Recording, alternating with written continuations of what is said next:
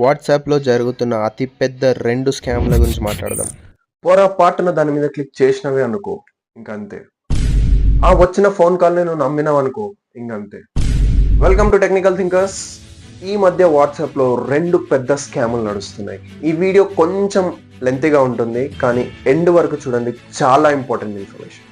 ఈ స్కామ్ ఎక్కడి నుంచి స్టార్ట్ అవుతుందంటే, వాట్సాప్‌లో మీకు ఫ్యామిలీ గ్రూప్స్ అని చెప్పేసి ఫ్రెండ్స్ తోటి ఒక గ్రూప్స్ ఉంటాయి కదా.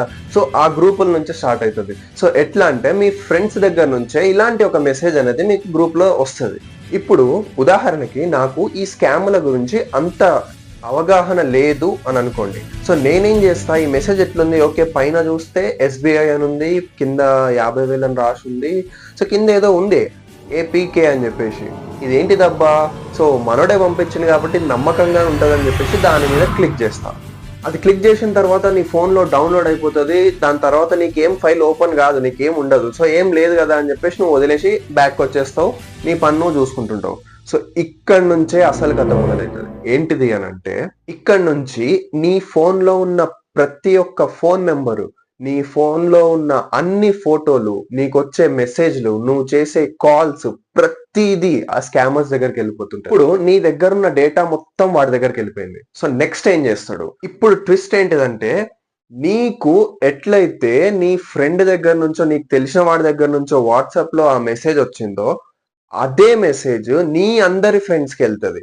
సో అది కూడా నీకు తెలియకుండా నీ వాట్సాప్ లో అసలు చూపియదు, కానీ వాడికి మాత్రం వెళ్ళిపోతుంది. సో ఇట్లా మెల్లమెల్లగా అందరి ఫోన్ల నుంచి డేటా తీసుకొని అందరి ఫోన్ల పైన కంట్రోల్ అన్నది వాళ్ళు తీసుకుంటున్నారు. ఇప్పుడే స్టోరీ స్టార్ట్ అవ్వదు. కంట్రోల్ తీసుకున్న తర్వాత కొన్ని రోజులకి స్టార్ట్ అవుతుంది. ఎట్లా అంటే, నార్మల్ గా నువ్వు స్మార్ట్ ఫోన్ యూజ్ చేస్తున్నావు, టచ్ ఫోన్, ఓకే.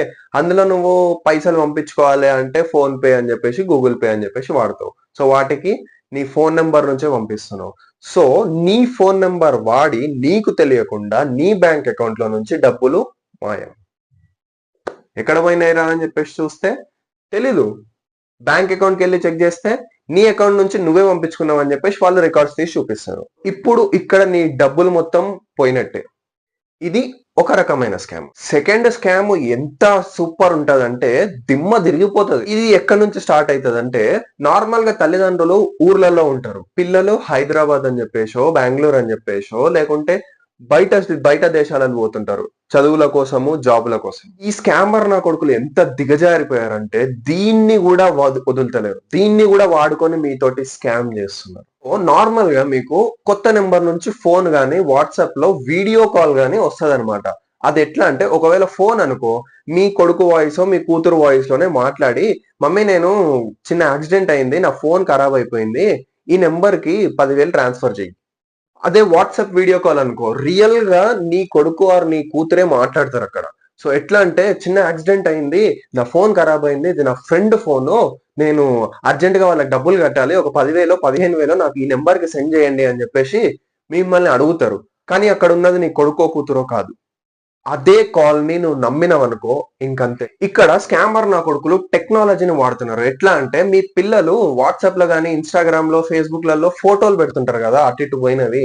సో ఆ ఫోటోలను కలెక్ట్ చేసి ఆర్టిఫిషియల్ ఇంటెలిజెన్స్, డీప్ ఫేక్ అని చెప్పేసి ఒక సాఫ్ట్వేర్ ని వాడి, వాళ్ళ ఫోటోల నుంచి వాళ్ళే నిజంగా మాట్లాడుతున్నట్టు ఒక ఫేక్ వీడియో క్రియేట్ చేస్తున్నారు. ఆ ఫేక్ వీడియో క్రియేట్ చేసి దానితో మీకు వాట్సాప్ లో వీడియో కాల్ చేసి డబ్బులు గుంజుతున్నారు అనమాట. ఇక్కడ పేరెంట్స్, అరే పిల్లలకి యాక్సిడెంట్ అయిందని చెప్పేసి భయపడి, ఎమోషనల్ గా హర్ట్ అయ్యి ఆ కాంటాక్ట్ నెంబర్లకి డబ్బులు పంపిస్తున్నారు. ఈ 2 స్కామ్ల నుంచి మిమ్మల్ని మీరు ఎట్లా కాపాడుకోవాలి? ఫస్ట్ స్కామ్, ఇలాంటి వాట్సాప్ లో ఇలాంటి ఏదైనా మెసేజ్ వచ్చింది అనుకోండి, ఫస్ట్ దాన్ని ఇన్స్టాల్ చేయకండి, దానిపైన క్లిక్ అస్సలు చేయకండి. అండ్ కుదిరితే వాళ్ళకి ఫోన్ చేసి, నీ నెంబర్ నుంచి ఇలాంటి ఒకటి వచ్చింది చూసుకో అని చెప్పేసి వాళ్ళకి చెప్పండి. సో ఇదైతే సెకండ్ స్కామ్ ఉంది కదా, ఇక్కడ మనం కొంచెం బ్రెయిన్ ని వాడాలి.